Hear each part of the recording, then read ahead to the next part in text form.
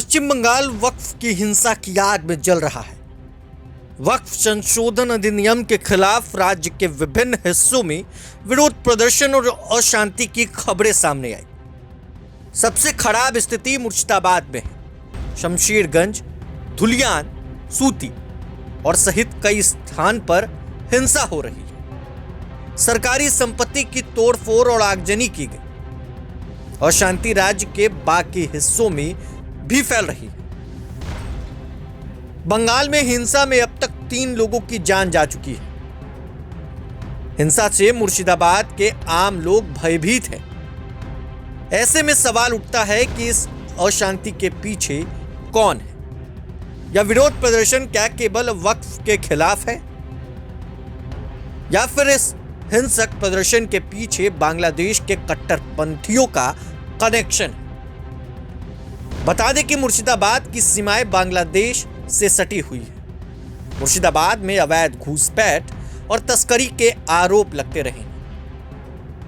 भाजपा के नेता और नेता प्रतिपक्ष शुभेंदु अधिकारी के अनुसार पूरा मुर्शिदाबाद जिला अब सांसद और विधायक के नियंत्रण में नहीं है, बल्कि मालदा और मुर्शिदाबाद के कट्टरपंथी समूह पीएफआई, सिमी और अंसारुल बंगला टीम जैसे उग्रवादी संगठनों के नियंत्रण में।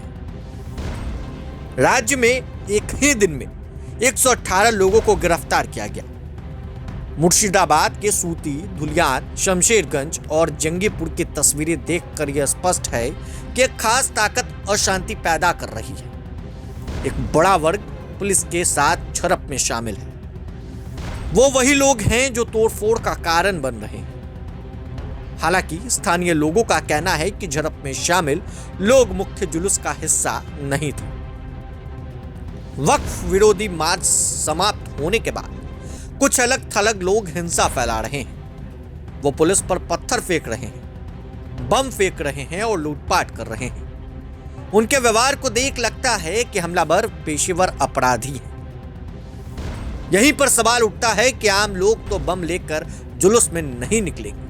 आम लोगों के मन में पुलिस पर ईंट, पत्थर या बम फेंकने की बात नहीं आती। यहीं पर पेशेवर अपराधी की बात लागू होती है।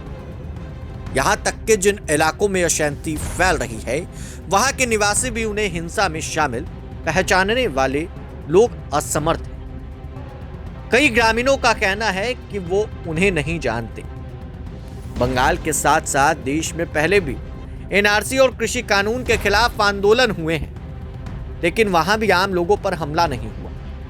यही कारण है कि हिंसा में बांग्लादेश के कट्टरपंथियों के शामिल होने की आशंका जताई जा रही है। मुर्शिदाबाद बांग्लादेश की सीमा से लगा हुआ एक जिला है। बाहरी ताकतों का यहां प्रवेश करना कोई असामान्य बात नहीं। कुछ वर्ष पूर्व काली याचक पुलिस थाने को जलाने के मामले के बाद जांच के दौरान पता चला कि कोई कट्टरपंथी ताकत नहीं थी, बल्कि नकली मुद्रा और मादक पदार्थों की तस्करी करने वाले गिरोह से जुड़े अपराधी थे, जो उस क्षेत्र में सक्रिय थे। धुलियान, सूती भी बंगाल के संवेदनशील इलाकों में से एक है। एक तरफ झारखंड की सीमा है तो दूसरी तरफ बांग्लादेश की सीमा है। यह मादक पदार्थों की तस्करी और जाली नोटों के गलियारों में से एक है। क्षेत्र में कानून व्यवस्था की स्थिति बिगड़ने के साथ ही अपराधी अधिक सक्रिय हो गए। अन्य राज्यों के अपराधी या फिर अन्य देशों के कट्टरपंथियों के द्वारा उकसावे की संभावना से इनकार नहीं किया जा सकता।